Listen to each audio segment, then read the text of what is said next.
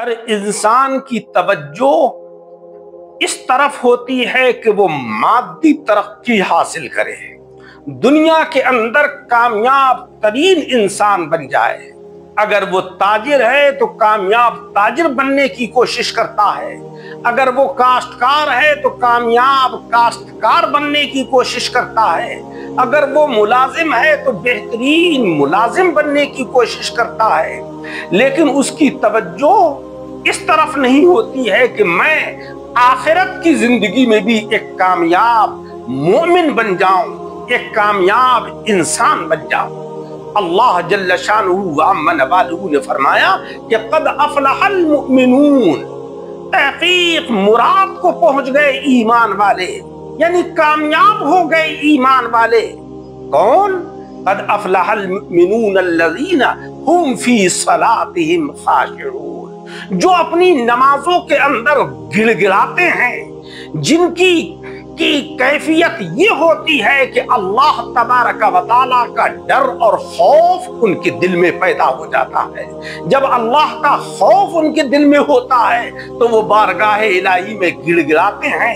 उनकी तवज्जो जाए नमाज से अलग नहीं हटती, क्योंकि वो ये तसव्वुर करते हैं कि अल्लाह तबारक व तआला हमें देख रहा है, हमारे हरकात और हमारे सकनात को वो देख रहा है, हमारी तस्बीहात और हमारी तिलावत को वो सुन रहा है। जब इंसान की तवज्जो अल्लाह की तरफ होती है तो वो इंसान कामयाब तरीन इंसान है।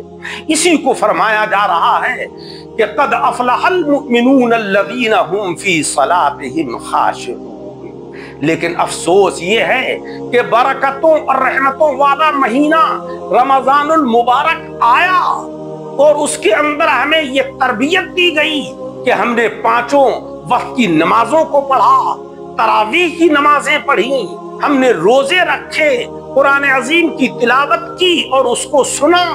लेकिन जैसे ही रमजान शरीफ का महीना गया और हमारे ऊपर फिर वही गफलत ताबी हो गई, फिर वही कैफियत कि मस्जिदें खाली हो गई।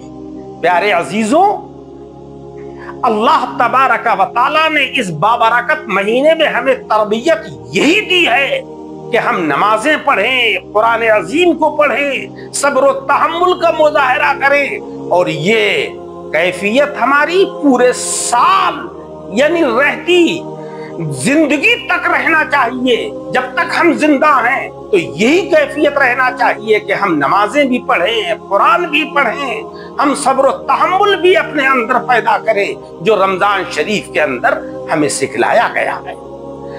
वल्लज़ीना हुम अनिल लग़्वी मुअरिदून, और तहक़ीक़ कामयाब हो गए ईमान वाले वो कि जो अपनी नमाजों में गिड़गिड़ाते हैं और जो लग़्व बात से इराज़ करते हैं, परहेज करते हैं, उस तरफ तवज्जो नहीं देते हैं जो लग़्व और बेकार बातें होती हैं। लेकिन अफसोस है कि आज हम लग़वियात के अंदर ऐसे मसरूफ हो जाते हैं कि हमें खबर ही नहीं कि इस्लाम हमसे क्या तकाज़ा कर रहा है। हमारे आका अलैहिस्सलातु वस्सलाम तो हमसे ये फरमा रहे हैं कि अगर तुम्हें इशा की नमाज के बाद कोई काम न हो तो फिर तुम अपने बिस्तर पर आराम से सो जाओ और सुबह को जल्द बेदार हो जाओ, अल्लाह की इबादत करो, क्योंकि वो रहमतों और बरकतों के नुज़ूल का वक्त होता है। लेकिन अफसोस कि हम देर रात तक जागते हैं, चौराहों की जीनत बने हुए हैं, होटलों पर लघु बातों में मसरूफ हैं और सुबह को 10 बजे तक बड़े सोते रहते हैं। भला वो कौम कि जो रात को देर तक जागती रहती हो और सुबह को देर तक पड़ी सोती रहती हो, वो कैसे फला पा सकती है? वो कैसे कामयाब हो सकती है? उस पर अल्लाह की रहमतें और बरकतें किस तरह नाजिल हो सकती हैं? अल्लाह की रहमतों के नुज़ूल के वक्त तो वो पड़ा सो रहा है। प्यारे अजीजों, पांचों वक्त की नमाजों की पाबंदी कीजिए, अपनी बारगाह इलाही में अपने गुनाहों से माफी मांगिए, इस्तिग़फ़ार कीजिए और सुबह को जल्द उठिए ताकि अल्लाह तबारक व तआला की तवज्जो रहमत हमारी तरफ को हो।